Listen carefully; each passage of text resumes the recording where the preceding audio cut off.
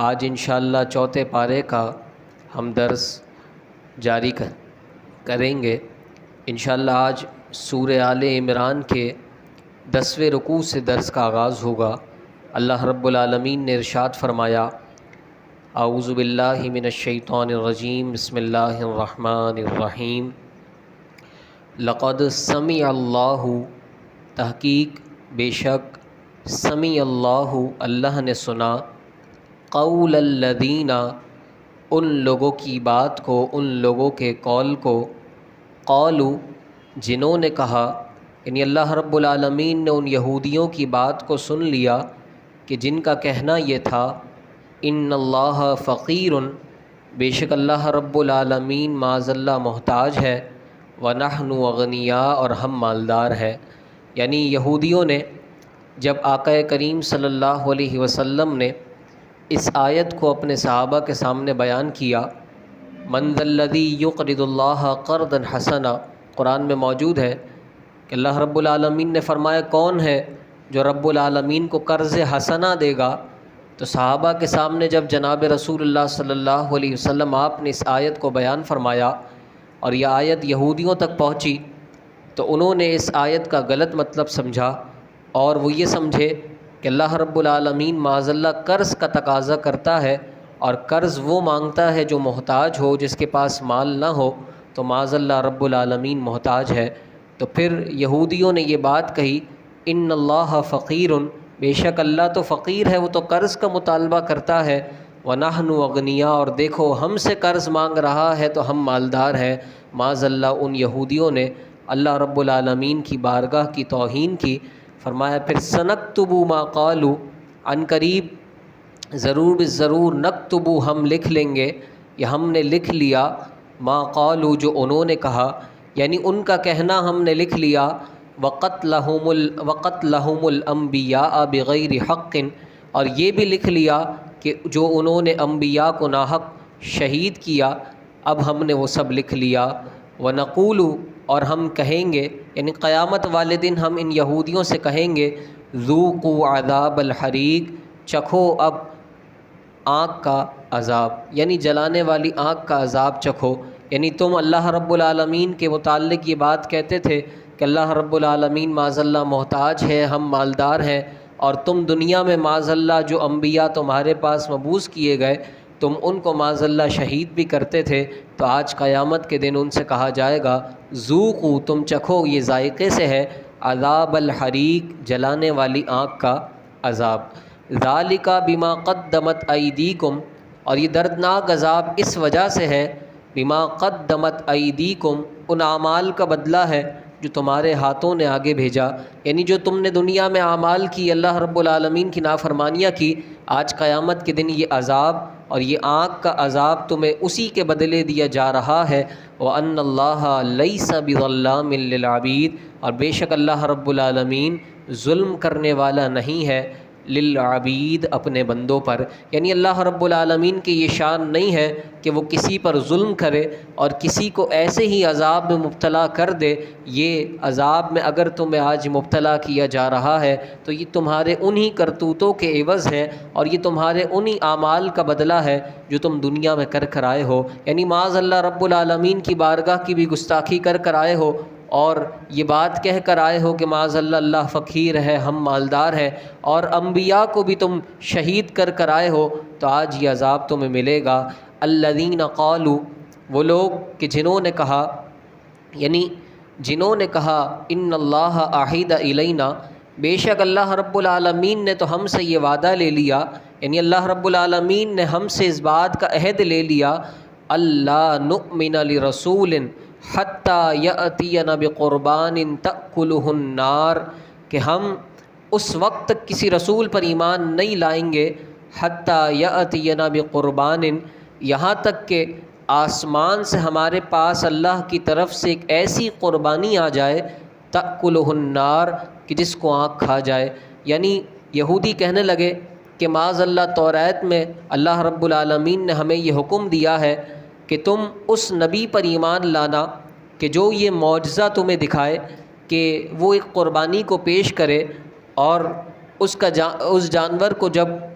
ذبح کیا جائے اور اس کا گوشت جب رکھا جائے تو آسمان سے غیبی آگ آ کر اس گوشت کو جب جلا دے، اور یہ معجزہ جب تمہیں کوئی نبی دکھائے تو پھر اس نبی پر تم ایمان لانا۔ یعنی وہ یہودی کہنے لگے کہ معاذ اللہ، نبی مکرم صلی اللہ علیہ وسلم نے تو اس طریقے کا کوئی معجزہ دکھایا نہیں، یعنی حضور نے تو کسی جانور کی قربانی نہیں کی اور اس کا گوشت نہیں رکھا، اور آسمان سے کسی آگ نے آ کے اس گوشت کو جلایا بھی نہیں، تو معاذ اللہ اب ہم حضور پر ایمان نہیں لائیں گے، کہ اللہ نے تو ہم سے اس بات کا عہد لے لیا ہے کہ صرف اسی نبی پر ایمان لانا کہ جو یہ معجزہ دکھائے کہ وہ گوشت رکھے اور آسمان سے اللہ کی طرف سے آ کر ایک آگ اس گوشت کو جلا دے، تو جو یہ معجزہ دکھائے صرف اسی نبی پر ایمان لانا۔ یعنی معاذ اللہ انہوں نے اپنی طرف سے اس جھوٹی بات کو گھڑ لیا، اور اللہ رب العالمین نے ان کو یہ پیغام دیا کہ چاہے معجزہ وہ ہو یا نبی کوئی اور معجزہ دکھا دے، یہ معجزہ اللہ تبارک و تعالیٰ کی طرف سے نبی کو دیا جاتا ہے، اور یہ اس کی صداقت پر برہان اور دلیل ہوتا ہے۔ تو اب نبی چاہے وہ معجزہ دکھائے یا کوئی اور معجزہ دکھا دے، جیسا کہ آقا کریم صلی اللہ علیہ وسلم نے اپنے زمانے میں اتنے معجزات دکھائے، تو اگر ان یہودیوں کو ایمان لانا ہوتا اور وہ سچے دل سے اس بات کا تقاضا کرتے اور یقین رکھتے کہ ہم آخری نبی پر ایمان لائیں گے، تو ان کے لیے تو حضور کے وہ معجزات بھی کافی تھے، اگرچہ جناب رسول اللہ صلی اللہ علیہ وسلم نے یہ معجزہ انہیں نہ دکھایا۔ تو کہنے لگے الذین قالوا، وہ لوگ کہنے لگے یعنی یہودی کہنے لگے، ان اللہ عہد الینا، بے شک اللہ رب العالمین نے تو ہم سے اس بات کا عہد لے لیا، اللہ نؤمن لرسول، کہ ہم کسی رسول پر اس وقت تک ایمان نہ لائے حتیٰ یأتینا بقربان، یہاں تک کہ وہ ہمارے پاس ایک قربانی لے آئے، یعنی ایک جانور کو ذبح کر دے اور اس کے گوشت کو رکھے، تأکلہ النار، اور آگ اس گوشت کو آ کے کھا لے، یعنی اس کو جلا دے۔ قل، اے محبوب آپ ان یہودیوں سے فرما دیجئے، قد جاءکم رسل من قبلی، تحقیق مجھ سے پہلے بھی کئی رسول آئے، بالبینات، روشن نشانیوں کے ساتھ، یعنی میں تو آخری نبی اور رسول بن کر آیا ہوں، لیکن مجھ سے پہلے بھی اے یہودیوں تمہارے پاس اللہ رب العالمین کے کئی رسول اور انبیاء تشریف لائے ہیں روشن نشانیوں کے ساتھ، وبالذی قلتم، اور اس نشانی کے ساتھ بھی کہ جس کی تم بات کرتے ہو، یعنی ابھی سابقہ آیت کے اندر جس معجزے کا بیان ہوا، تو سابقہ انبیاء تو یہ معجزہ دکھا کر گئے اور یہ معجزہ انہوں نے اپنے امتیوں کے سامنے پیش کیا، لیکن پھر بھی تم نے ان کو شہید کر دیا اور تم ان پر ایمان نہ لائے۔ تو اگر اللہ رب العالمین نے تم سے یہ عہد لیا تھا کہ اس نبی اور رسول پر ایمان لانا کہ جو یہ معجزہ دکھائے، تو تمہارے سابقہ انبیاء نے تو یہ معجزہ دکھایا تھا، پھر تم ان پر کیوں ایمان نہیں لائے اور تم نے ان کو کیوں شہید کر دیا؟ تو فرمایا قل، اے محبوبہ فرما دیجئے، قد جاءکم رسل من قبل بالبینات، تحقیق مجھ سے پہلے بھی کئی رسول اور کئی انبیاء روشن نشانیوں کے ساتھ یعنی معجزات کے ساتھ تشریف لا چکے ہیں، وبالذی قلتم، اور اس معجزے کے ساتھ بھی، اس روشن نشانی کے ساتھ بھی کہ جس کا تم تقاضا کرتے ہو، فلما قتلتموہم، پھر تم نے کس سبب سے انہیں قتل کر دیا، ان کنتم صادقین، اگر تم سچے ہو۔ یعنی سابقہ انبیاء تو یہ معجزہ دکھا کر گئے تھے، اور اللہ نے اگر تم سے اس بات کا عہد لیا تھا کہ جو یہ معجزہ دکھا دے اس پر ایمان لے آنا، تو پھر سابقہ انبیاء پر تم کیوں ایمان نہیں لائے اور تم نے ان کو کیوں شہید کر دیا؟ فَإِن كَذَّبُوكَ، پھر اے حبیب، اے محبوب، وہ جھٹلا دیں آپ کو، فقد کذب رسل من قبلک، تو محبوب انہوں نے آپ سے پہلے بھی رسولوں کو جھٹلا دیا، آپ غم نہ کیجئے گا، آپ سے پہلے بھی رسولوں کو جھٹلا دیا گیا، جاءوا بالبینات، جو کھلی اور روشن نشانیوں کے ساتھ ان کے پاس آئے تھے، والزبر، اور صحیفوں کے ساتھ ان کے پاس آئے تھے، والکتاب المنیر، اور روشن کتاب کے ساتھ ان کے پاس آئے تھے۔ تو اگر یہ آپ کو جھٹلا دیں تو آپ ان کے جھٹلانے کا غم نہ کیجئے گا، آپ سے پہلے بھی کئی نبیوں کو انہوں نے جھٹلایا ہے۔ کل نفس ذائقۃ الموت، اب یہ قرآن مجید فرقان حمید کی وہ روشن اور مبارک آیت ہے کہ میں سمجھتا ہوں کہ یہاں جتنے بھی حاضر ہیں سب اس کا ترجمہ بخوبی جانتے ہوں گے کہ کل نفس ذائقۃ الموت، ہر نفس موت کا ذائقہ چکھنے والی ہے۔ تو یہ قرآن مجید فرقان حمید کی وہ آیت ہے کہ جو ہمیں اس بات کی طرف ہمیں دلالت کرتی ہے، اس بات کی طرف ہمیں کھینچ کر لے کر جاتی ہے کہ انسان تم دنیا میں تو آئے ہو لیکن ہمیشہ کے لیے نہیں آئے ہو۔ ہر نفس کو موت کا ذائقہ چکھنا ہے اور اس دنیا سے جانا ہے۔ حقیقی جو رہنے والی جگہ ہے وہ یہ دنیا نہیں ہے، بلکہ اس کے بعد آخرت کی جو دنیا ہے وہ حقیقی دنیا ہے۔ اب جو جنت میں جائے گا وہ ہمیشہ ہمیشہ کے لیے جنت میں داخل کر دیا جائے گا، اور جو جہنم میں جائے گا وہ ہمیشہ ہمیشہ کے لیے جہنم میں داخل کر دیا جائے گا۔ پیارے محبوب علیہ الصلاۃ والسلام نے فرمایا دنیا میں اگر تم آئے ہو تو 5 چیزوں سے پہلے تم غنیمت جان لو، اور اس میں سے آقا کریم علیہ الصلاۃ والسلام نے ایک چیز یہ فرمایا کہ آج اللہ رب العالمین نے تمہیں زندگی عطا فرمائی ہے، تمہاری سانسیں تمہارے بدن کے اندر جاری ہیں، فرمایا یہ سانسیں رکنے سے پہلے ان سانسوں کو غنیمت جان لو۔ یعنی آج اللہ نے تمہیں حیات اور زندگی عطا فرمائی ہے، فرمایا اپنے مرنے سے پہلے زندگی کے لمحات کو غنیمت جان لو اور اس میں خوب رب العالمین کو راضی کر لو۔ کبھی بھی موت کا فرشتہ حاضر ہو کر تمہیں موت کی دعوت دے سکتا ہے اور پھر تمہیں اس دنیا سے تشریف لے جانا پڑے گا۔ تو پیارے بھائیوں، یہ آیت وہ آیت ہے کہ ہم یہاں سے درس سن کر بھی چلے جائیں، لیکن یہ آیت ہمارے مد نظر رہنی چاہیے، کیونکہ یہ قرآن کی وہ آیت ہے، اگر انسان اس کو اپنے ذہن میں بسا لے اور اپنی مد نظر اس آیت کو ہمیشہ ہمیشہ کے لیے رکھ لے، تو پھر اگر وہ گناہوں کی طرف مائل بھی ہو رہا ہوگا تو پھر اس کے ذہن میں یہ آیت ریکال ہو جائے گی، اور پھر اس کو یہ قرآن کی آیت یاد آئے گی کہ میرا رب فرماتا ہے کل نفس ذائقۃ الموت، کہ آج تو میں گناہ کی طرف بڑھ رہا ہوں لیکن مجھے اپنی سانسوں کا نہیں پتہ، ہو سکتا ہے کہ میری سانسیں اس گناہ کرنے کے بعد ختم ہو جائے اور میرا آخری فعل جو اس دنیا سے جانے سے پہلے ہو وہ گناہ کا کام ہو۔ معاذ اللہ رب العالمین ہم سب کا خاتمہ ایمان پر فرمائے۔ تو فرمائے کل نفس ذائقۃ الموت، ہر نفس کو موت کا ذائقہ چکھنا ہے۔ وَإِنَّمَا تُوَفَّوْنَ أُجُورَكُمْ يَوْمَ الْقِيَامَةِ، اور تمہیں تمہارے اعمال کے بدلے میں قیامت کے دن پورا اجر دیا جائے گا۔ فَمَنْ زُحْزِحَ عَنِ النَّارِ، تو جسے دوزخ سے بچا لیا گیا، جسے دوزخ سے اور جہنم سے دور کر دیا گیا، وَأُدْخِلَ الْجَنَّةَ، اور جسے جنت میں داخل کر دیا گیا، فَقَدْ فَازَ، تو وہ کامیاب ہو گیا۔ اب دیکھیے قرآن کامیاب کس کو کہہ رہا ہے؟ فرمایا کامیابی آج ہمارے دنیاوی لوگوں سے پوچھا جائے تو کسی کے ذہن میں یہ تصور ہوگا کہ جو بڑے منصب پر فائز ہے وہ کامیاب ہے، کسی کے ذہن میں یہ تصور ہوگا کہ جو زیادہ مالدار ہے وہ کامیاب ہے، لیکن پیارے بھائیو حقیقی کامیابی کیا ہے؟ قرآن مجید فرقان حمید ارشاد فرماتا ہے، رب العالمین ارشاد فرماتا ہے، فرمایا کہ جسے قیامت کے دن، آخرت کے دن جہنم سے دور کر دیا گیا اور جنت میں داخل کر دیا گیا، یعنی وہ دنیا سے ایسے اعمال کر کے گیا کہ اس کا رب اس سے راضی ہو گیا اور اس کے رب نے اس کے لیے جنت کا فیصلہ فرما دیا اور جہنم سے اسے دور کر دیا گیا، فرمایا فقد فاز، تو وہ کامیاب ہو گیا۔ اب دیکھیے قرآن کامیابی کا معیار تو یہ بیان فرماتا ہے، فرمایا وَمَا الْحَيَاةُ الدُّنْيَا إِلَّا مَتَاعُ الْغُرُورِ، اور دنیا کی زندگی نہیں ہے مگر متاع الغرور، ایک دھوکے کا سامان ہے، یعنی دھوکے کا سامان ہے، چند لمحات کی یہ زندگی ہے۔ اور قرآن مجید فرقان حمید میں بھی اور احادیث طیبہ کے اندر بھی جناب مکرم صلی اللہ علیہ وسلم نے، جناب نبی مکرم صلی اللہ علیہ وسلم نے، آپ نے دنیا کی زندگی کو، آپ نے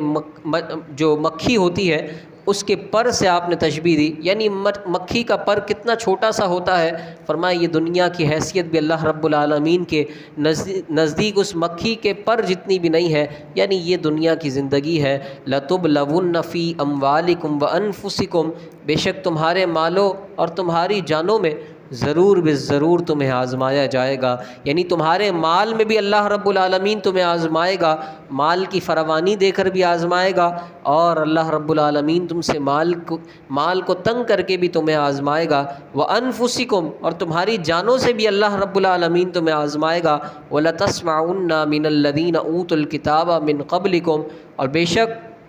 تم ضرور ان یہودیوں اور عیسائیوں سے جنہیں تم سے پہلے کتاب دی گئی تم بہت سی باتیں سنو گے، یعنی تم اگر اسلام کو قبول کر لو گے تو وہ یہودی اور عیسائی جو اسلام کو قبول نہیں کرتے اور اسلام کے منکر بنے بیٹھے ہیں، وہ تمہیں آ کر ایذا دیں گے، تکالیف دیں گے، تمہیں آ کے طرح طرح کی باتیں سنائیں گے، تو وَلَتَسْمَعُنَّ،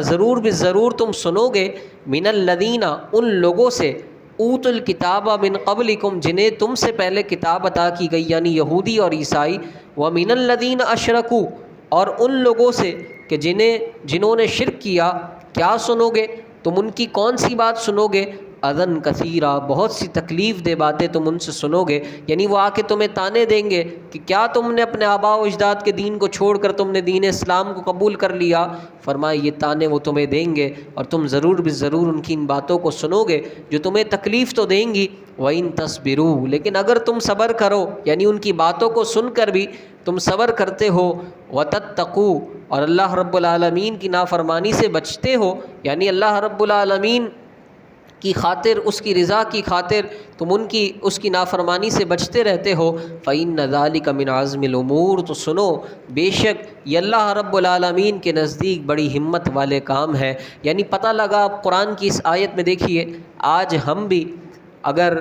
دین کا کوئی اچھا کام کرنے بیٹھتے ہیں تو کئی ایسے لوگ ہوتے ہیں جو آ کے ہمیں مشورہ دیتے ہیں، تانے دیتے ہیں، یار یہ کیا تم دین کا کام کر رہے ہو، آج سے پہلے تو کسی نے نہیں کیا اور اس کے کرنے کا فائدہ بھی کیا ہوگا۔ لیکن اگر ان لوگوں کی باتوں کو سن کر اللہ رب العالمین کی رضا کے لیے صبر کیا جائے تو اللہ رب العالمین فرماتا ہے یہ دین کی راہ میں تمہیں مشکلات تو آئیں گی، لیکن یہ مشکلات کو اگر کوئی صبر کے ساتھ سہ لے اور برداشت کر لے، فَإِنَّ ذَلِكَ مِنْ عَزْمِ الْأُمُورِ، تو بے شک یہ بڑی ہمت والے کام ہے۔ وَإِذْ أَخَذَ اللَّهُ مِيثَاقَ الَّذِينَ أُوتُوا الْكِتَابَ، اور جب اللہ رب العالمین نے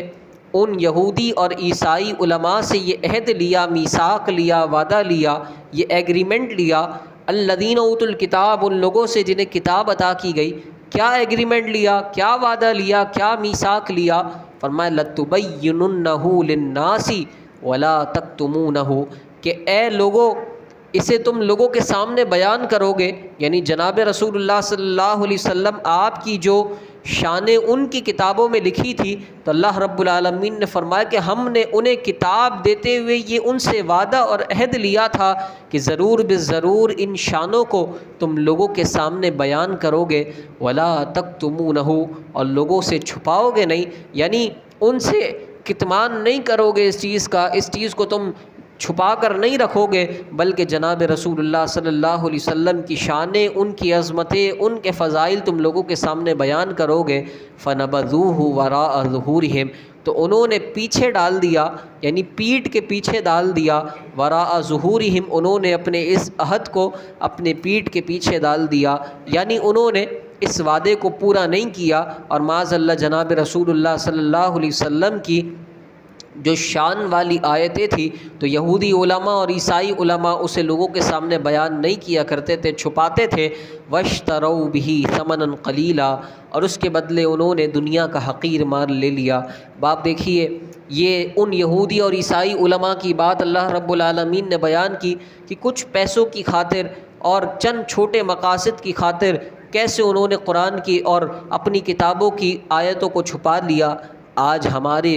دور میں بھی ایسے لوگ موجود ہیں کہ جو دین کا صحیح حلیہ بیان نہیں کرتے، جو دین کا صحیح نقشہ ہے اسے بیان نہیں کرتے، ایک خاص ٹاپک انہوں نے چن لیے ہیں، صرف اسی پر بات کرتے ہیں، لیکن دین اسلام جو اس کے بدلے میں اور دوسرا حکم دیتا ہے، یعنی صرف امن کی رٹ لگائے بیٹھے ہوتے ہیں، لیکن دین اسلام جہاد کا جو حکم دیتا ہے اسے بات نہیں کرتے، اسے چھپاتے ہیں، ان آیتوں کا کتمان کرتے ہیں۔ یعنی یہ جو یہودی اور عیسائی علماء کی روش تھی، ان کا طریقہ تھا کہ وہ اپنی جو دی ہوئی کتاب تھی، ان پر جو اللہ رب العالمین کی طرف سے انہیں جو کتاب عطا ہوئی تھی، ان میں سے بعض آیتوں کو تو مانتے تھے اور بعض آیتوں کو نہیں مانا کرتے تھے۔ تو آج ہمارے بھی کچھ علماء کی روش ایسی ہی ہے، یعنی قرآن کی وہ آیتیں تو بیان کریں گے کہ جس میں اللہ رب العالمین نے امن کا حکم ارشاد فرمایا ہے، پیار اور محبت کا حکم ارشاد فرمایا ہے، لیکن قرآن کی وہ آیتیں کہ جس میں اللہ رب العالمین نے کافروں سے دشمنی کو اختیار کرنے کا حکم ارشاد فرمایا،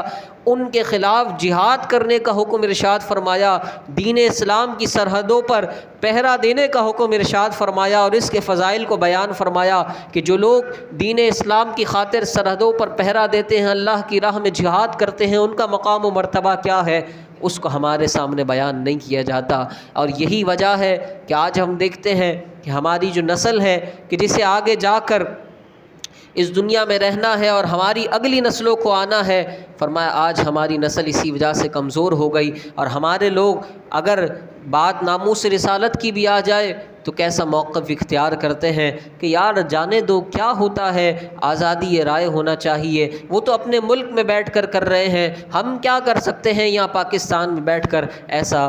پیارا موقف اختیار کیا جاتا ہے اور اتنا ہلکا موقف اختیار کیا جاتا ہے۔ وجہ کیا ہے کہ آج ہماری تربیت اس انداز میں نہیں کی گئی، اور قرآن کی ان آیتوں کو ہم سے چھپا لیا گیا کہ جس میں اللہ رب العالمین نے ایسے لوگوں کے خلاف اٹھ کر جہاد کرنے کا حکم ارشاد فرمایا ہے۔ اللہ رب العالمین ایسے لوگوں کو ہدایت عطا فرمائے۔ فرمایا فبئس ما یشترون، تو کیا ہی وہ برا سودا کرتے ہیں، یعنی چند قیمت کے بدلے میں، چند دنیا کے مال کے بدلے میں انہوں نے ان آیتوں کو چھپا لیا اور لوگوں میں بیان نہیں کرتے۔ فبئس ما یشترون، تو کیا ہی برا وہ سودا کرتے ہیں۔ لا تحسبن الذین یفرحون بما اتوا، ان لوگوں کو ہرگز تم عذاب سے دور مت سمجھنا، لا تحسبن، تم گمان مت کرنا، الذین، ان لوگوں کو، یفرحون بما اتوا، جو اپنے غلط کاموں پر خوش ہوتے ہیں، ویحبون ان یحمدوا بما لم یفعلوا، اور وہ اس بات کو پسند کرتے ہیں، ان یحمدوا، کہ ان کی تعریف کی جائے، بما لم یفعلوا، ان کاموں پر کہ جو انہوں نے کیے ہی نہیں ہیں۔ یعنی اللہ رب العالمین نے ارشاد فرمایا یہ گمان مت کرنا کہ وہ لوگ کہ جو اپنے غلط کام کر کے خوش ہوتے ہیں، یا پھر ایسے کام جو انہوں نے کیے ہی نہیں ہیں اس پر وہ اپنی تعریف اور مدح کا تقاضا کرتے ہیں، تم انہیں اللہ رب العالمین کے عذاب سے دور مت سمجھنا۔ فلا تحسبنہم بمفازۃ من العذاب، تو ایسے لوگوں کے بارے میں ہرگز یہ گمان مت کرنا کہ وہ اللہ کے عذاب سے بچ جائیں گے۔ وَلَهُمْ عَذَابٌ أَلِيمٌ، اور بے شک ان کے لیے دردناک عذاب ہے۔ وَلِلَّهِ مُلْكُ السَّمَاوَاتِ وَالْأَرْضِ، اور اللہ رب العالمین ہی کے لیے ہے ملک السماوات والارض، آسمانوں اور زمینوں کی بادشاہت۔ اب دیکھیے درس کی جو پہلی آیت تھی کہ جس میں یہودیوں نے یہ کہا ان اللہ فقیر ونحن اغنیاء، کہ بے شک اللہ فقیر ہے اور ہم اغنیاء، ہم مالدار ہیں، تو اللہ رب العالمین نے ان یہودیوں کو اس آیت کے اندر جواب ارشاد فرمایا تم کہتے ہو اللہ فقیر ہے، معاذ اللہ، اللہ رب العالمین مالدار نہیں ہے، سنو للہ ملک السماوات والارض، اللہ ہی کے لیے ہے جو کچھ آسمانوں میں ہے اور جو کچھ زمین میں ہے، سارے آسمانوں کی ساری زمینوں کی بادشاہت اللہ ہی کے لیے ہے۔ واللہ علی کل شیء قدیر، اور اللہ رب العالمین ہر چیز پر، ہر چاہت پر قادر ہے۔ الحمدللہ سورہ آل عمران کے اس رکوع کا اختتام ہوا۔ اب سورہ آل عمران کے اگلے رکوع کا اور آخری رکوع کا انشاءاللہ ہم درس سماعت کرتے ہیں۔ اللہ رب العالمین ارشاد فرماتا ہے ان فی خلق السماوات والارض،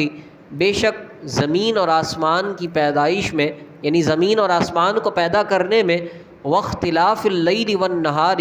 اور رات اور دن کے بدلنے میں، یعنی رات آتی ہے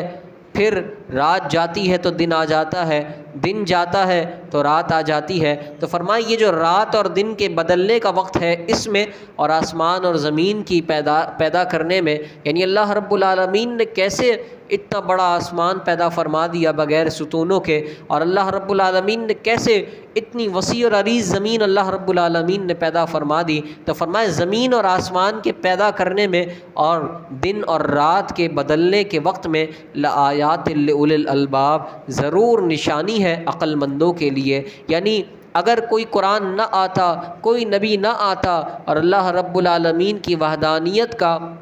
ہمیں اقرار کرنا ہوتا، تو فرمایا عقل مندوں کے لیے یہ نشانی بھی کافی ہے کہ وہ بیٹھ کر سوچے کہ کس نے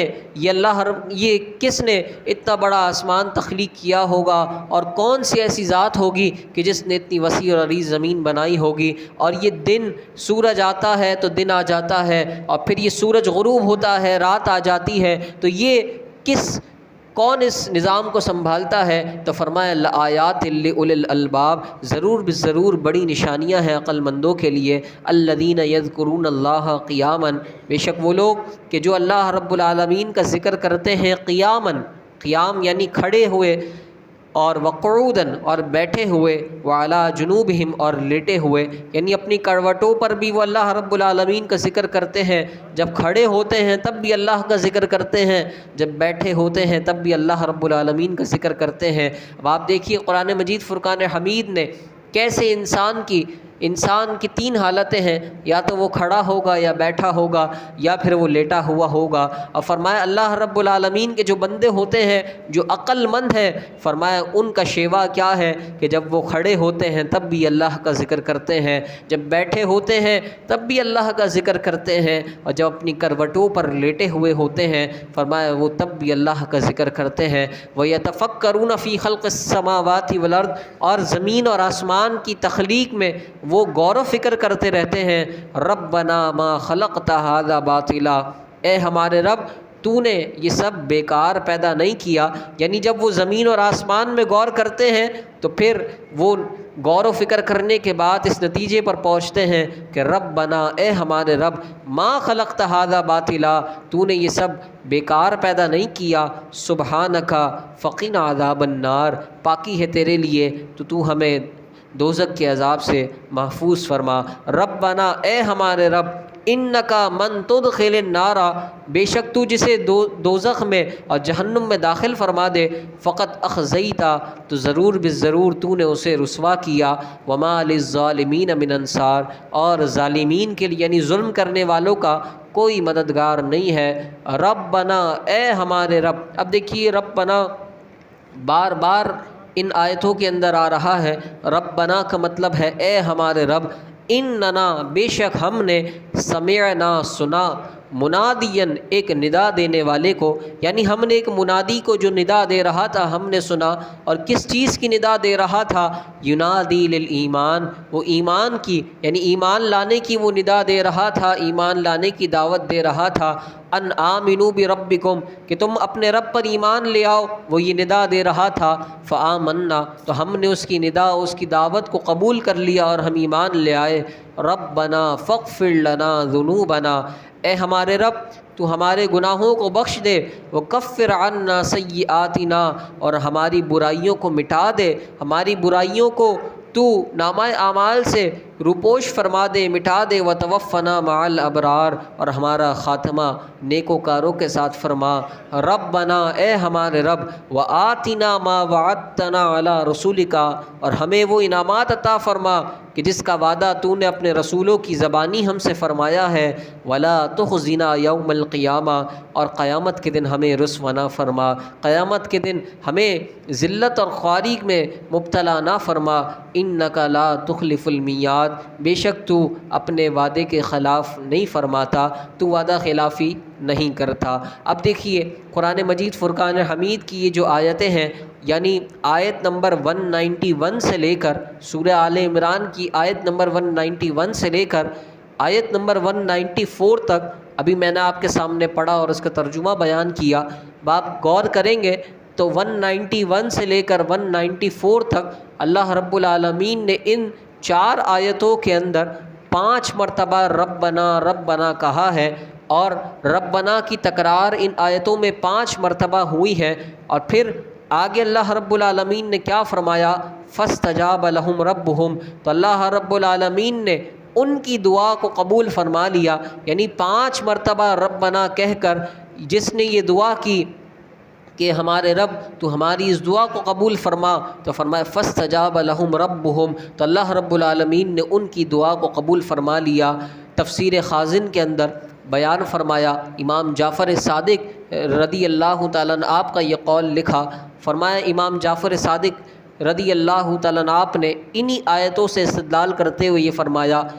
اگر تم کوئی ایسی دعا کرنا چاہتے ہو کہ جس کے بارے میں تم یہ خیال کرتے ہو کہ یہ فوراً اللہ رب العالمین کی بارگاہ میں اور اس کی بارگاہ میں یہ مقبول فوراً ہو جائے، تو فرمایا تم اس دعا کو کرنے سے پہلے 5 مرتبہ اپنی دعا کے اندر یا ربنا یا ربنا یا ربنا یا ربنا یا ربنا، فرمائی یہ 5 مرتبہ جب تم صدائیں لگا کر پھر کوئی دعا کرو گے تو اللہ رب العالمین کی ذات سے قوی امید امید ہے کہ اللہ رب العالمین فوراً تمہاری اس دعا کو قبول فرما لے گا۔ تو فرمایا 5 مرتبہ اگر آپ کوئی ایسی دعا کرنا چاہتے ہیں کہ جس کے متعلق آپ بڑے پریشانی میں مبتلا ہیں اور یہ فوراً قبول ہو جائے، تو حضرت امام جعفر صادق رضی اللہ تعالیٰ عنہ آپ نے یہ نسخہ بیان فرمایا کہ قرآن میں اللہ رب العالمین نے 5 مرتبہ ربنا فرمایا اور آگے فرمایا فاستجاب لہم ربہم، کہ اللہ نے ان کی دعا کو قبول فرما لیا۔ تو فرمایا کوئی ان آیتوں پر عمل کرتے ہوئے 5 مرتبہ اپنی دعا میں یا ربنا کی صدا لگا کر اللہ سے دعا کرے تو اللہ اس کی دعا کو بھی قبول فرمائے گا۔ پھر آگے فرمایا انی لا اودی عمل عامل، بے شک میں ضائع نہیں کرتا، اودی یہ ضیاء سے ہے یعنی ضیاء کرنا، ضائع کرنا، بے شک میں ضائع نہیں کرتا عمل عامل منکم، تم میں سے کسی بھی عمل کرنے والے کے عمل کو، من ذکر او انثی، چاہے وہ مرد ہو یا عورت ہو، بعضکم من بعض، تم آپس میں ایک ہو یعنی تمہارے بعض سے ہیں، فالذین ہاجروا واخرجوا من دیارہم، تو وہ لوگ ہاجروا کہ جنہوں نے ہجرت کی، وَأُخْرِجُوا اور انہیں نکال دیا گیا، من دیارہم اپنے گھروں سے، وَأُوذُوا فِي سَبِیلِی اور میری راستے میں یعنی اللہ رب العالمین فرماتا ہے میرے راہ میں انہیں اذیت دی گئی، وَقَاتَلُوا اور انہوں نے جہاد فی سبیل اللہ کیا، وَقُتِلُوا اور انہیں شہید کر دیا گیا، یعنی اللہ رب العالمین کے لیے انہوں نے ہجرت بھی کی، اپنے گھر کو بھی چھوڑ دیا، اللہ کی راہ میں طرح طرح کی اذیتیں بھی انہیں برداشت کرنی پڑی، اور پھر اللہ کی راہ میں جہاد بھی کیا اور اس جہاد میں انہیں شہید بھی کر دیا گیا۔ تو فرمایا اللہ رب العالمین پھر ایسے بندے کو کیا انعام عطا فرمائے گا، کیا صلہ عطا فرمائے گا؟ فرمایا لَأُكَفِّرَنَّ عَنْهُمْ سَيِّئَاتِهِمْ، ضرور بالضرور میں ان کی تمام برائیوں کو مٹا دوں گا، وَلَأُدْخِلَنَّهُمْ جَنَّاتٍ اور بے شک ضرور بالضرور میں ان کو ایسے باغات میں، ایسے جنتوں میں داخل فرماؤں گا، تجری من تحتها الانہار کہ جس کے نیچے نہریں جاری و ساری ہیں، ثوابا من عند اللہ یہ اللہ رب العالمین کی طرف سے ثواب ہوگا، واللہ عندہ حسن الثواب اور بے شک اللہ رب العالمین بڑا اچھا ثواب دینے والا ہے۔ لا یغرنک تقلب الذین کفروا فی البلاد، اے کافرو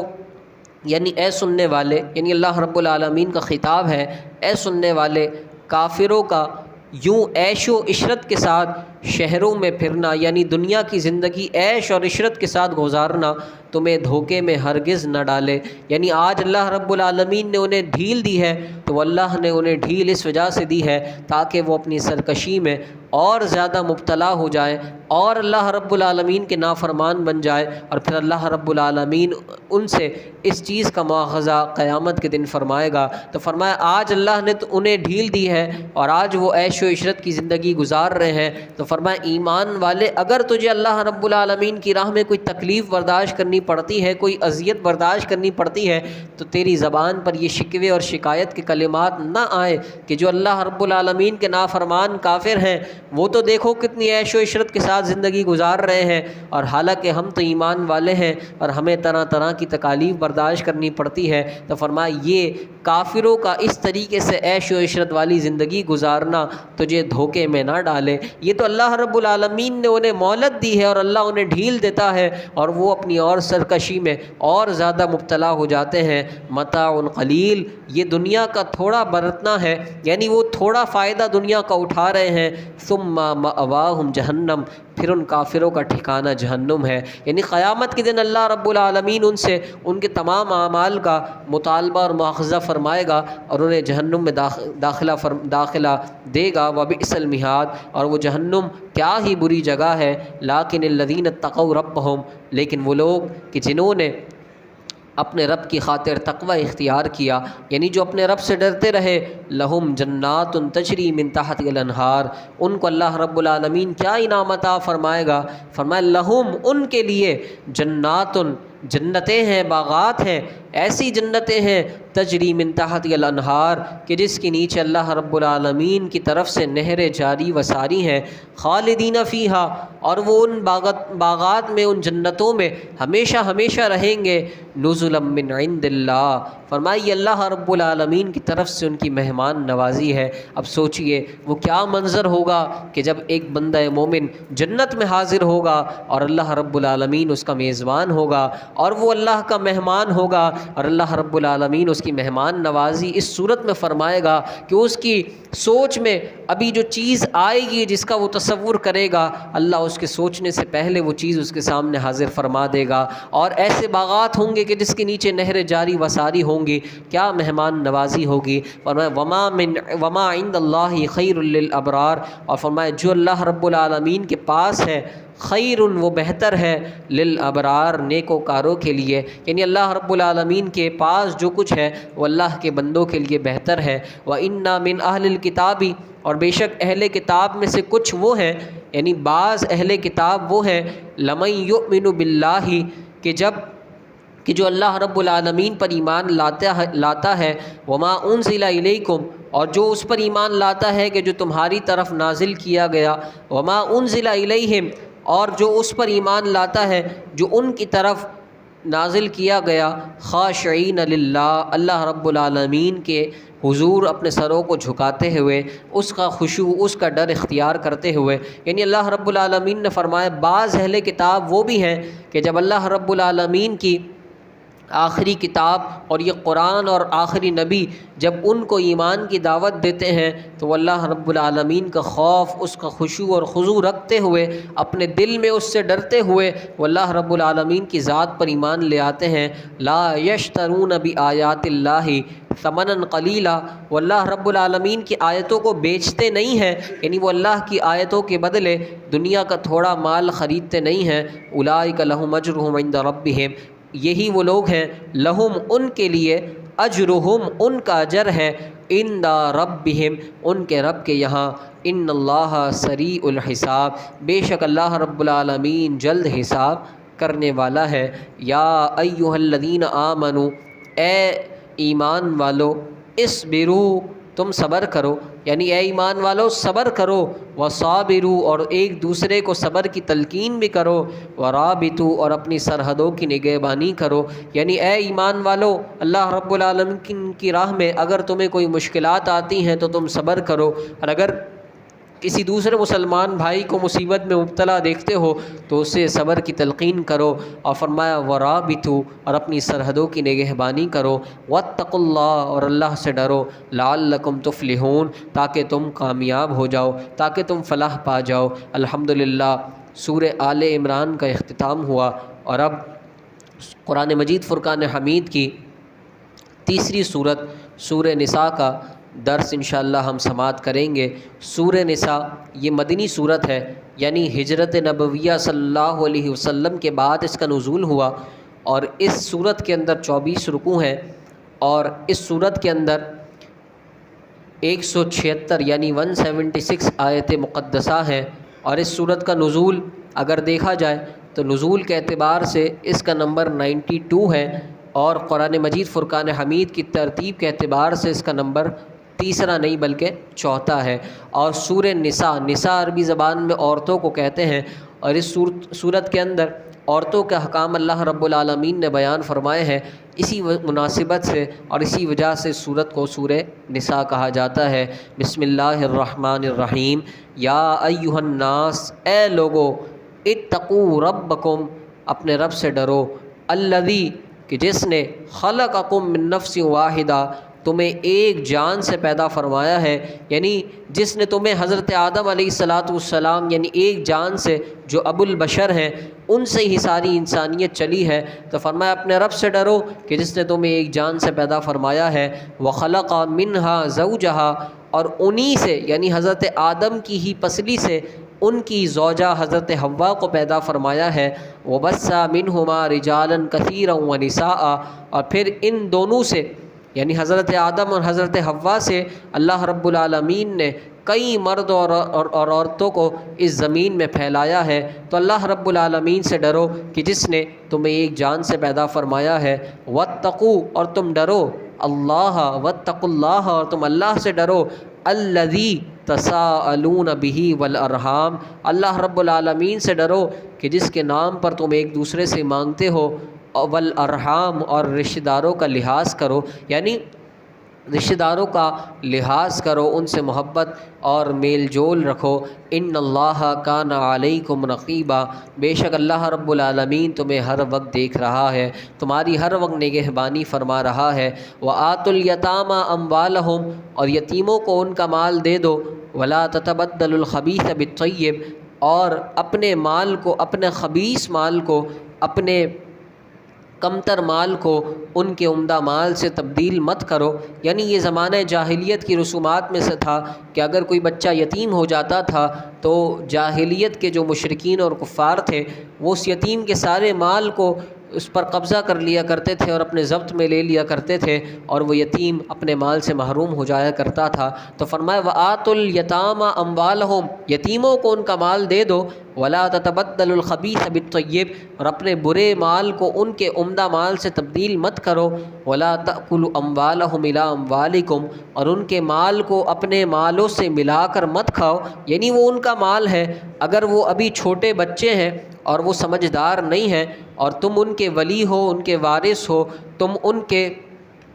قریبی رشتہ داروں میں سے ہو، اور اللہ رب العالمین نے تمہیں ان کے مال کا وارث بنایا ہے، تو تم ان کے مال کی حفاظت کرو اور اسی مال سے ان کی پرورش بھی کرو، اور جب وہ بڑے ہو جائیں، وہ بالغ ہو جائیں، وہ عقل مند ہو جائیں تو انہیں ان کا مال سپرد کر دو، ان کے مال پر قبضہ مت کرو۔ انہ کان حوبا کبیرا، بے شک یہ بہت بڑا گناہ ہے۔ وَإِنْ خِفْتُمْ، اور اگر تمہیں خوف ہو، اللہ تقسطوا فی الیتامی، اگر تمہیں اس بات کا خوف ہو کہ تم یتیم لڑکیوں سے نکاح کی صورت میں انصاف نہ کر سکو گے، فانکحوا، تو تم نکاح کرو، ما طاب لکم من النساء،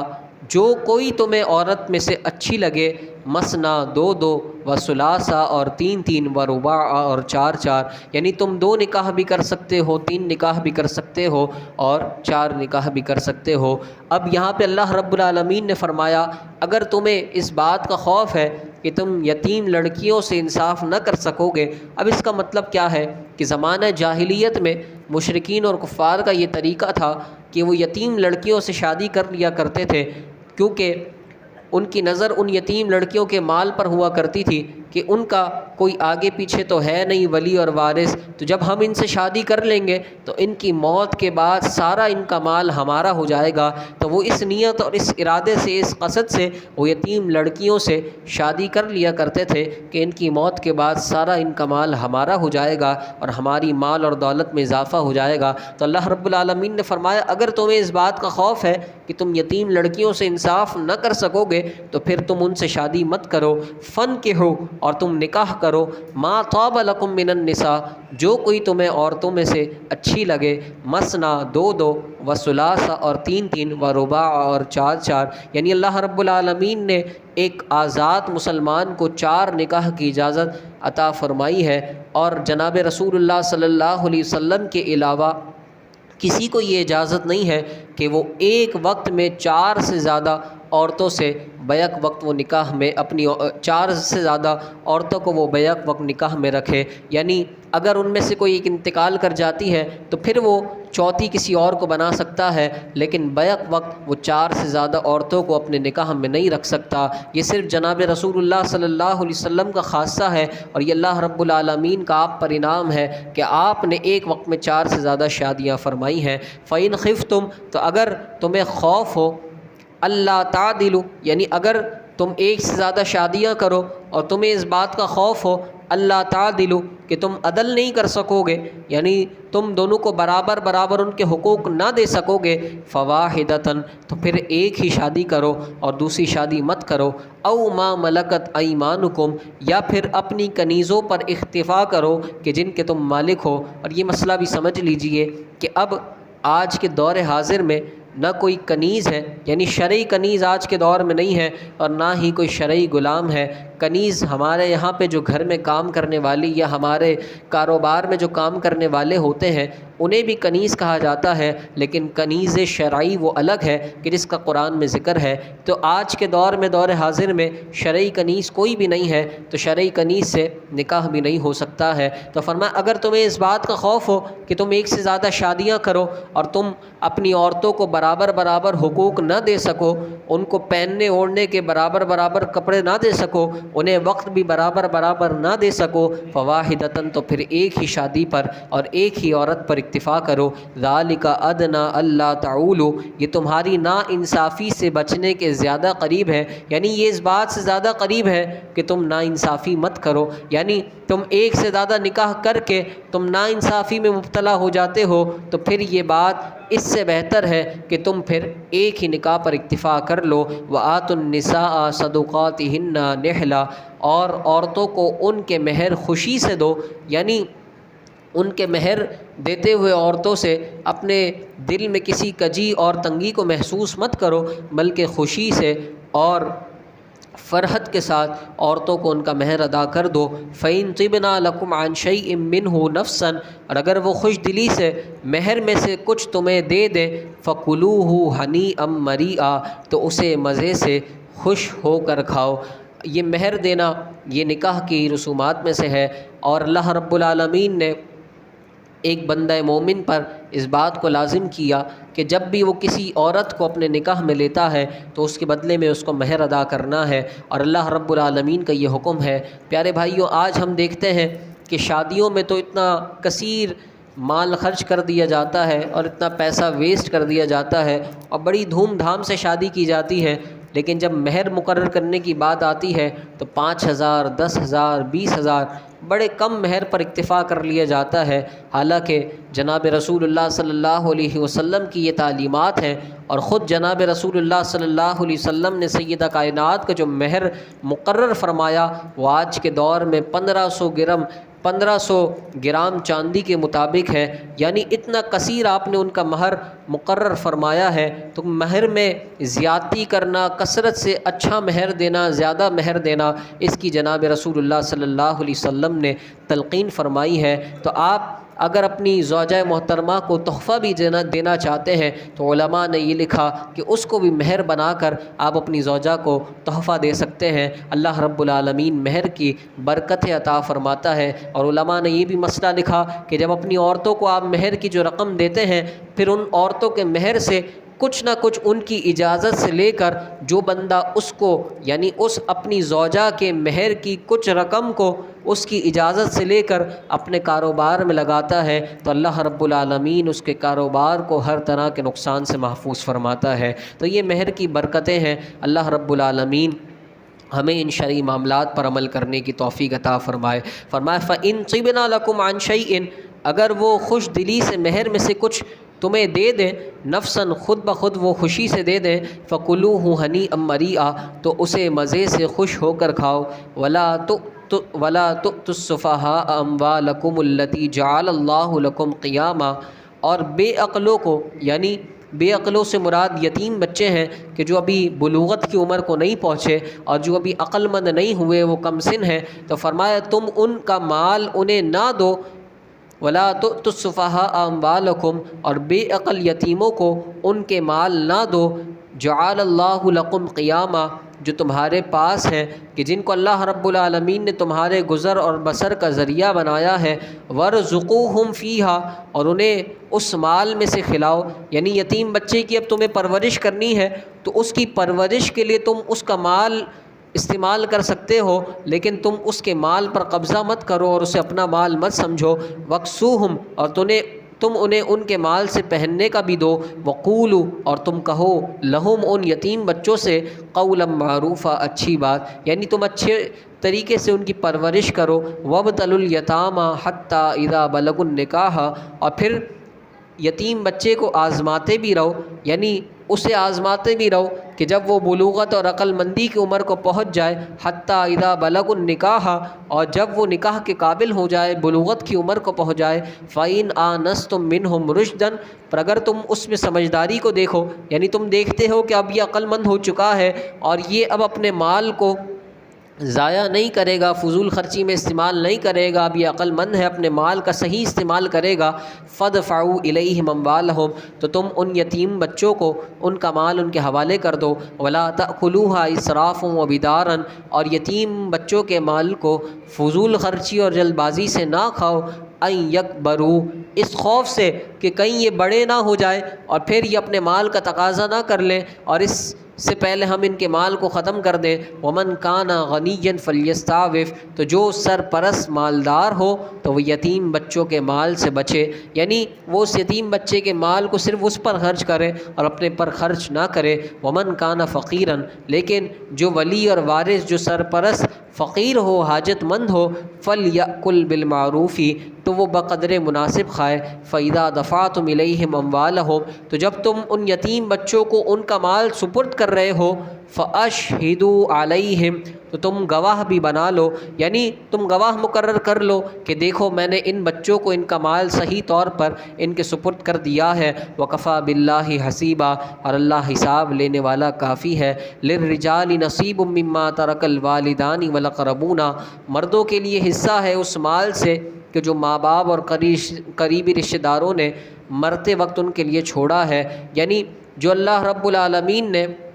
وراثت کے حکام کو بیان کیا ہے، تو اب اس رکوع سے اور اگلے رکوع کے اندر اللہ رب العالمین وراثت کے حکام کو بیان فرمائے گا اور فرمائے للرجال، مردوں کے لیے نصیب حصہ ہے، مما ترک الوالدان والاقربون، اس مال میں سے کہ جو والدین نے اور قریبی رشتہ داروں نے مرتے وقت چھوڑا ہے۔ وللنساء نصیب مما ترک الوالدان والاقربون، اور عورتوں کے لیے بھی اس مال سے حصہ ہے کہ جو ماں باپ نے، والدین نے اور قریبی رشتہ داروں نے مرتے وقت چھوڑا ہے۔ مما قل منہ او کثورا، چاہے مال تھوڑا ہو یا زیادہ ہو، وہ اللہ رب العالمین نے جو شرعی قانون قواعد بیان فرمائے ہیں، جو اللہ رب العالمین نے ہر کسی کا حصہ مقرر فرمایا ہے، اس حصے کے مطابق اسے وہ حصہ دیا جائے گا۔ نصیبا مفروضا، ہر ایک کا حصہ مقرر ہے، اللہ رب العالمین کی جانب سے مختص ہے۔ وَإِذَا حَضَرَ الْقِسْمَةَ أُولُو الْقُرْبَى وَالْيَتَامَى وَالْمَسَاكِينُ، اور جب وراثت کی تقسیم ہوتے وقت وہ رشتہ دار آ جائیں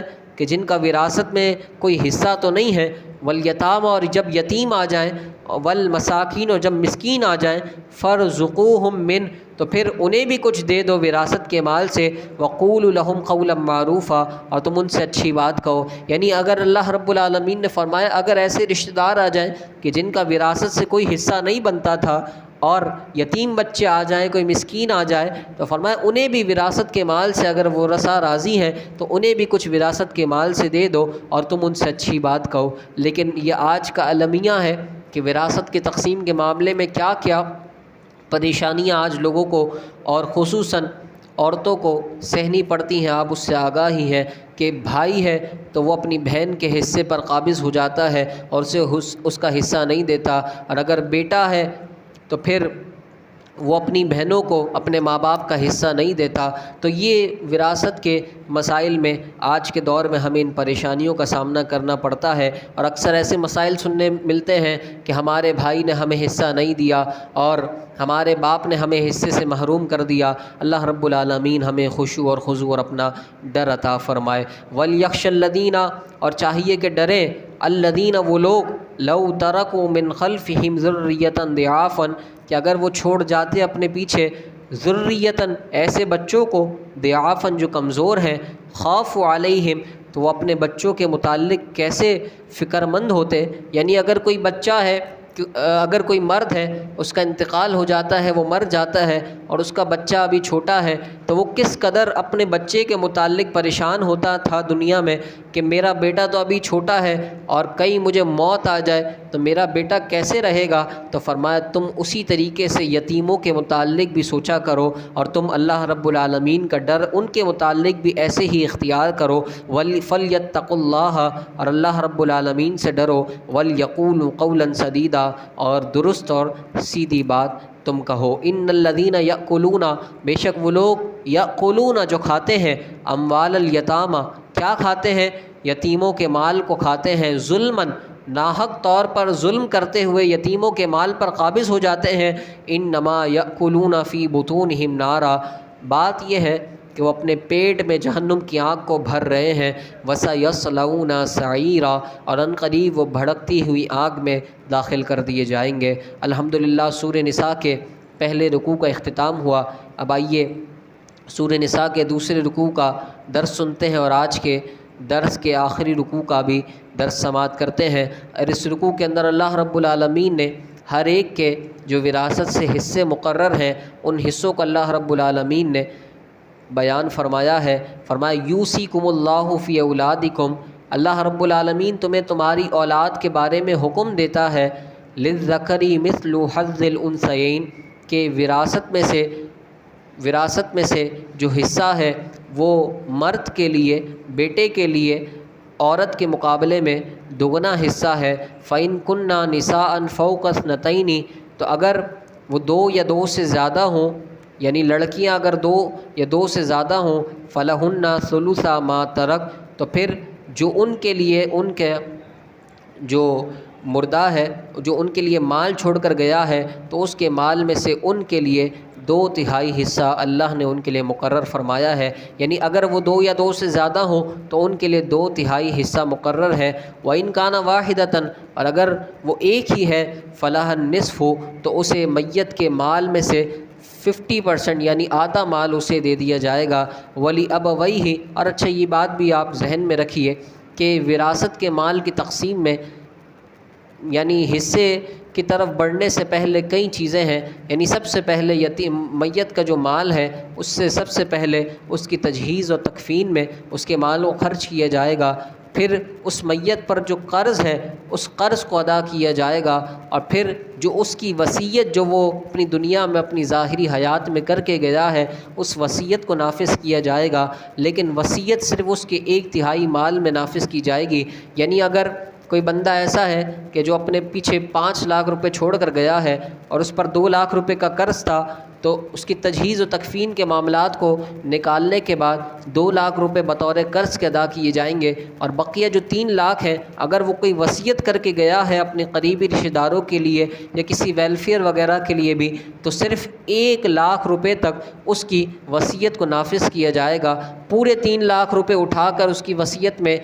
نافذ نہیں ہوگی، اور صرف 3 لاکھ روپے یعنی جو اس کی میت کا بچا ہوا مال ہوگا اس کے 1/3 حصے میں اس کی وصیت کو نافذ کیا جائے گا، اور پھر بقیہ جو مال ہے اس میں ورثاء کے درمیان اس مال کو تقسیم کر دیا جائے گا۔ وَإِن كَانَتْ وَاحِدَةً، تو اگر وہ لڑکی ایک ہو، فَلَهَا النِّصْفُ، تو اس کے لیے وراثت کا آدھا مال ہے۔ فَلِأَبَوَيْهِ لِكُلِّ وَاحِدٍ مِّنْهُمَا السُّدُسُ مِمَّا تَرَكَ إِن كَانَ لَهُ وَلَدٌ، تو اگر میت کی کوئی اولاد ہو، لِكُلِّ وَاحِدٍ مِّنْهُمَا السُّدُسُ، اگر میت کی اولاد ہے تو ماں باپ میں سے ہر ایک کے لیے تڑکے کا 6واں حصہ ہے۔ یعنی اگر میت کی کوئی اولاد ہے تو پھر 1/6 حصہ جو ہے یعنی سدس 6واں حصہ وہ دیا جائے گا۔ فَإِن لَّمْ يَكُن لَّهُ وَلَدٌ، لیکن اگر میت کی کوئی اولاد نہیں تھی، وَوَرِثَهُ أَبَوَاهُ، اور ماں باپ اس کے وارث ہوں یعنی ماں باپ حیات ہیں، فَلِأُمِّهِ الثُّلُثُ، تو ماں کو 1/3 حصہ دیا جائے گا۔ فَإِن كَانَ لَهُ إِخْوَةٌ، پھر اگر میت ایک سے زیادہ بھائی بہن ہو، یعنی میت کے اگر بھائی بہن ہو، فَلِأُمِّهِ السُّدُسُ مِن بَعْدِ وَصِيَّةٍ يُوصِي بِهَا أَوْ دَيْنٍ، تو پھر ماں کو 6واں حصہ دیا جائے گا، لیکن یہ حصے اس کے بعد دیے جائیں گے کہ اس کی وصیت کو جو وصیت کر کے گیا ہے اس وصیت کو نافذ کرنے کے بعد، او دین، اور قرض کی ادائیگی کے بعد یہ حصے دیے جائیں گے۔ آباؤکم و ابناؤکم، تمہارے باپ اور تمہارے بیٹے، یعنی تمہارے باپ اور تمہارے بیٹوں میں سے، لا تدرون ایہم اقرب لکم نفعا، تم نہیں جانتے کہ تمہیں کون زیادہ فائدہ دینے والا ہے۔ یعنی تم اپنے حساب سے میت کا جو مال ہے، ترکہ ہے، اس کو تم تقسیم کر لو کہ یہ میرا باپ ہے تو میں اس کو زیادہ دے دیتا ہوں، یہ میرا بیٹا ہے میں اس کو کم دیتا ہوں۔ تو فرمایا لا تدرون، تم نہیں جانتے، ایہم اقرب لکم نفعا، کہ تمہارے کون زیادہ تمہیں فائدہ دینے والا ہے۔ فریدۃ من اللہ، یہ حصے اللہ کی طرف سے مقرر کیے گئے ہیں، اور اللہ رب العالمین کے مقرر کردہ حصوں کی پر عمل کرتے ہوئے ہی وراثت کی تقسیم کرنی چاہیے۔ ان اللہ کان علیما حکیما، بے شک اللہ رب العالمین خوب جاننے والا ہے، بڑی حکمت والا ہے۔ وَلَكُمْ نِصْفُ مَا تَرَكَ أَزْوَاجُكُمْ، لم یکن لہن ولد، اور اگر تمہاری بیویوں کی اولاد نہ ہو تو جو مال وہ چھوڑ جائیں اس کا آدھا تمہارے لیے ہے۔ یعنی اگر تمہاری بیویوں کی کوئی اولاد نہیں ہے تو فرمایا پھر زوجہ کا حصہ کتنا ہے؟ فرمایا زوجہ کا حصہ پھر ولکم نصف، اور تمہارے لیے نصف ہے۔ یعنی اگر زوجہ کا انتقال ہو جاتا ہے اور کوئی اولاد بھی نہیں ہے تو پھر شوہر کو آدھا مال دیا جائے گا۔ فَإِن كَانَ لَهُنَّ وَلَدٌ، لیکن اگر کوئی اولاد ہے فَلَكُمُ الرُّبُعُ مِمَّا تَرَكْنَا مِن بَعْدِ وَصِيَّةٍ يُوصِينَ بِهَا أَوْ دَيْنٍ، تو پھر شوہر کو اگر کوئی اولاد موجود ہے اور بیوی کا انتقال ہو جاتا ہے تو پھر شوہر کو چوتھائی حصہ یعنی 25% جو ترکہ ہے اس میں سے ملے گا۔ من بعد وصیت، وصیت کے بعد جو وہ کر کے گئی ہے، او دین، اور قرض کی ادائیگی کے بعد یہ حصے تقسیم کیے جائیں گے۔ ولہن الربع، اور اسی طریقے سے اگر شوہر کا انتقال ہو جاتا ہے اور بیوی کو حصہ دینا ہے، ولہن الربع، تو بیوی کو چوتھائی حصہ دیا جائے گا، مما ترکتم، اس میں سے جو تم نے چھوڑا ہے، ان لم یکن لکم ولد، اگر تمہاری کوئی اولاد نہیں ہے، یعنی اگر میت کی کوئی اولاد نہیں ہے تو پھر اس کی بیوی کو 25% حصہ دیا جائے گا، چوتھائی حصہ دیا جائے گا۔ فَإِن كَانَ لَكُمْ وَلَدٌ، لیکن اگر میت کی کوئی اولاد تھی تو پھر اس کی بیوی کو فَلَهُنَّ الثُّمُنُ، 8واں حصہ دیا جائے گا، یعنی 12.5% اس میں دیا جائے گا۔ مما ترکتم من بعد وصیۃ توصون بها او دین، اس میں سے اس وصیت کے بعد کہ جو تم نے وصیت کی ہے، او دین، اور قرض کی ادائیگی کے بعد۔ وَإِن كَانَ رَجُلٌ يُورَثُ كَلَالَةً، اور اگر کوئی ایسا شخص ہے کہ جس کے آگے پیچھے کوئی نہیں ہے، جس کا نہ کوئی ماں باپ ہے، نہ کوئی اس نے اولاد چھوڑی ہے، او امرأۃ، یا کوئی ایسی عورت ہے، وَلَهُ أَخٌ أَوْ أُخْتٌ، لیکن اس کے بھائی یا بہن ضرور ہیں، فَلِكُلِّ وَاحِدٍ مِّنْهُمَا السُّدُسُ، تو پھر بھائی اور بہن میں سے ہر ایک کو چھٹا حصہ دیا جائے گا۔ فَإِن كَانُوا أَكْثَرَ مِن ذَلِكَ، اگر وہ بھائی یا بہن ایک سے زیادہ ہوں، فَهُمْ شُرَكَاءُ فِي الثُّلُثِ، تو وہ 1/3 میں سارے کے سارے شریک ہوں گے، یعنی 1/3 حصے میں سے سب کو دیا جائے گا۔ من بعد وصیۃ یوصی بها او دین، میت کی ہوئی وصیت کو پورا کرنے اور قرض کے ادا کرنے کے بعد، غیر مضار، جبکہ اس نے اس کی وصیت سے کوئی نقصان نہ پہنچے، یعنی جیسا کہ میں نے آپ کو بتایا کہ وصیت صرف 1/3 مال میں نافذ کی جائے گی۔ وصیۃ من اللہ، یہ اللہ رب العالمین کا حکم ہے۔ واللہ علیم حکیم، اور اللہ رب العالمین خوب جاننے والا، نہایت حلم والا ہے۔ یہ سارے کے سارے حصے اور وراثت کے مسائل اللہ رب العالمین نے اس رکوع میں بیان فرمائے ہیں۔ لیکن پیارے بھائیو، ایسا نہیں ہے کہ ہم نے قرآن مجید فرقان حمید کا ترجمہ دیکھ لیا تو اب ہم وراثت کی تقسیم اپنے مطابق کرنے بیٹھ جائیں۔ یہ وراثت کے مسائل میں بڑی پیچیدگیاں اور دقائق ہوتے ہیں اور بڑی تفصیل ہوتی ہے، تو اگر کوئی دنیا سے فوت ہو جاتا ہے اور اس کی وصیت بھی وہ کر کے گیا ہے اور اس کے مال میں وراثت کو نافذ کرنا ہے، تو کسی قابل یقین مفتی سے آپ رجوع کر پھر وراثت کو شرعی قوانین کے مطابق تقسیم کریں۔ تلک حدود اللہ، یہ اللہ رب العالمین کی حدیں ہیں۔ ومن یطع اللہ ورسولہ، اور جو اللہ رب العالمین اور اس کے رسول کا حکم مانے، ان کی اطاعت کرے، یدخلہ، وہ داخل کرے گا اسے، جنات، ایسے باغات میں، تجری من تحتی الانہار، کہ جن باغات، جن جنات کے نیچے